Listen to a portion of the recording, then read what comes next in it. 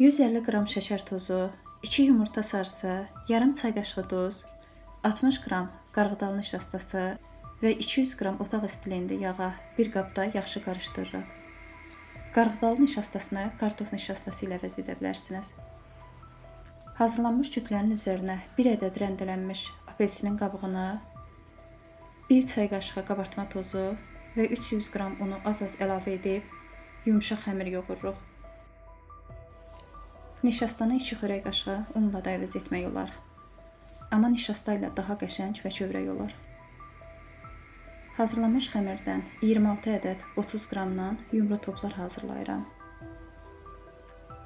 Üzərinə badam yerləşdirib öncədən isədilmiş 170 dərəcəlik sobada 15 dəqiqə bişirirəm. Qoxusu gözəl, çox ləzzətli və kövrək peçenyalar alınır.